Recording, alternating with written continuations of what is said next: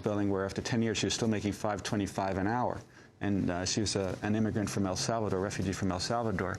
And so she got involved in this unionization drive. And the workers, these 5,300 janitors, virtually all of them were immigrants. Virtually none of them spoke English. Many of them were undocumented.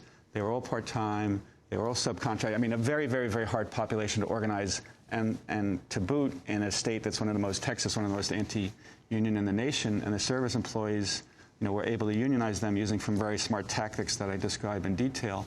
And as a result of the contract, the workers' wages rise, 60% over 3 years. They go from 20 hours a week to 30 hours a week. So in effect, their wages double in 3 years. Plus, they get health insurance. And I think that's a wonderful model of how unions can still do important work in helping low-wage workers. Could they have done that before the split? Yes. I don't know if the split really was needed to do that. We're talking with Steve Greenhouse, the labor reporter for the New York Times, and he's written a new book, The Big Squeeze, Tough Times for the American Worker. In talking about the SEIU, which is obviously I guess the preeminent union right now in the United States, certainly the fastest growing and the most politically influential, they've had their troubles too in recent years, because as they've grown, there's also been criticism that they've become increasingly sort of making arrangements or deals with companies or with political leaderships in order to get what they call a cart check or neutrality agreements to bring in thousands and thousands of workers at one time, but that some are criticizing them for being too much of a top-down organization rather than practicing the sort of the rank-and-file democracy that unions have long espoused, at least in theory. Your sense of how these internal conflicts among the reformers in the labor movement are shaking out now? There are, the service employees, I agree, are the fastest growing union in the nation. I often think of the phrase about Reggie Jackson and the Yankees. They're the rod that stirs the drink in the labor movement. They're really, kicking ass in many ways. They're doing a lot. And but there's a big debate within the union that Andy Stern, the leader, who is in many ways the most visionary leader in the labor movement. People say, oh, he's too top down. He doesn't listen enough to what's happening at the grassroots. And Stern, and he's having a big fight with the head of the union's biggest healthcare union in California, headed by Sal Rosselli. But Stern says, I'm pushing ahead. We're doing what's needed to grow, and we have a good vision, and come along with us. And as in any big institution, there are frictions, and as you say, Juan, they have made some pragmatic choices that they'll give perhaps some concessions on wages with a company to persuade that company to make it easier to allow card check when SEIU is trying to organize some of their non-union operations in other states. So there's a big debate about how many concessions should one make in order to get organizing rights to make it easier to organize non-union workers who have it worse than those who already are unionized. One of the things that struck me in your book was when you talk about the companies that actually treat their workers well, which you mentioned Costco and some other companies, and it might come as a surprise to those of us who continue to labor under less than ideal conditions in our workplaces. Can you talk about those companies and how they came to the philosophy that they pursue in their business? Sure. In the book, I write about a lot of wrong things that companies doing, and I have chapter after chapter about companies that make people work off the clock, or managers that erase hours from people's time cards, or companies that horribly exploit undocumented workers. But I thought it would be important to show that there are some, even a lot of companies, that do the right thing, that treat their workers very well.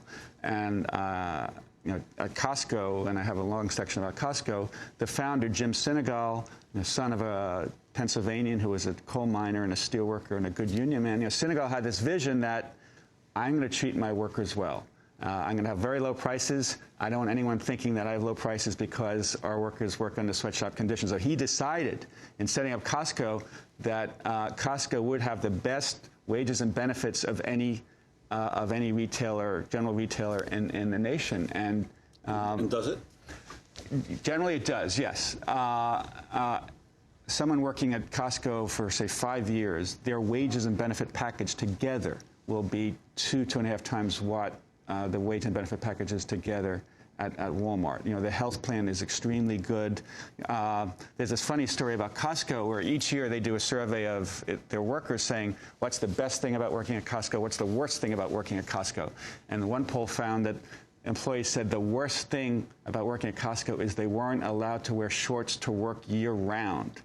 So imagine if that were the biggest complaint at every company in the United States. And you know, Costco is a direct rival of Walmart. You know, they're competing for the same, same shoppers who want discounts. Yet Costco's vision is if you pay your workers well, if you treat them well, they'll be loyal to you, they'll be very productive, and they'll smile to customers. And you know, you want your customers to like you when they shop at your place. And you say the CEO has been under a lot of pressure from Wall Street to change those conditions? Well, there are folks on Wall Street who say, you know, Senegal, your prices are too low. You should raise your prices. Your wages are too high. You could increase your profits by decreasing, by holding down, by freezing your wages, by reducing your generous health benefits. And he sticks to his guns and he says, that's my vision, and that's what we're going to do. And some of the other companies that you mentioned? So I write about Ernst & Young, in Midtown Manhattan. I interviewed former chairman of Ernst & Young who said, when I was growing up, all the smartest girls in high school, all the smartest young women in college, all the smartest people in college were women. And then he said when he went to work at Ernst & Young, half the people hired were women, and they were the best workers, yet he was dismayed. He was shocked that only 5% of Ernst & Young's partners were women. So he said he's going to change that. So Ernst & Young has really, he realized that the reason so many women were leaving in droves was that the job was too demanding. It made it, nearly impossible to balance job and family. So he really developed, Ernst & Young has really developed this wonderful flex time model that other companies should seek to emulate, I think. Workers, female workers, male workers, if they want, they could decide to just work 3 days a week or just 4 days a week.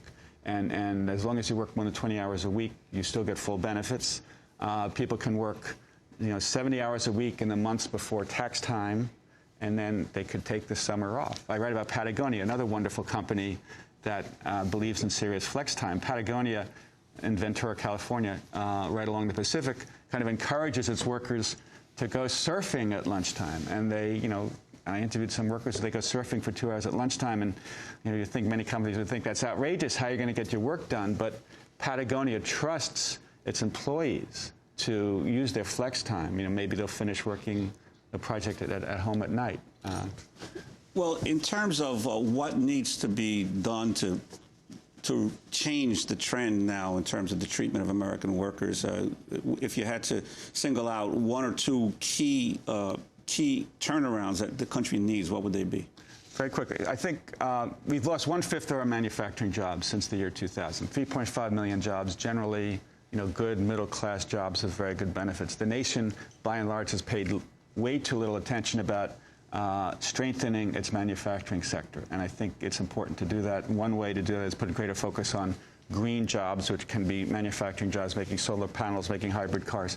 A second thing, I think the nation, by and large, hasn't paid enough respect to workers as workers. All the attention is about the Bill Gateses, the Warren Buffetts, the A-Rods, the Paris Hiltons, and not enough about workers. I think workers in many ways have become invisible as workers. They're seen as bud drinkers or Oprah watchers, but they're not really seen as workers who, bust their derrieres day in and day out, making the trains run on time, cleaning hotel rooms. And I think if the news media, if politicians really started paying more attention, more respect to workers, that might discourage corporations, CEOs from squeezing their workers so much. A third very quick thing is, I think universal health coverage is very important because whether you're working, you're constantly forking over more money each year for health premiums, or if you're laid off, you're in the same position that you, your spouse, your kids might lose health insurance. I think universal health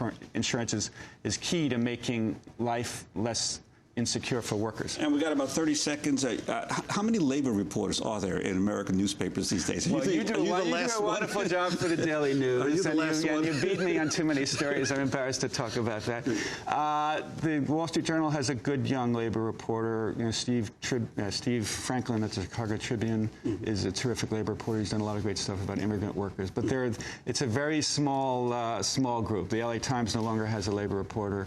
And Washington Post really no longer has one, and it's sad. I want more competition in this business. Competition, right? Okay, I want to thank you, Steve Greenhouse. The book is The Big Squeeze: Tough Times for the American Worker. Continuing labor reporter for the New York Times, Steve Greenhouse. That does it for today's program. If you want to get a copy of the show, you can go to our website at democracynow.org. I'm Juan Gonzalez. Thanks for joining us for another edition of Democracy Now! See you tomorrow.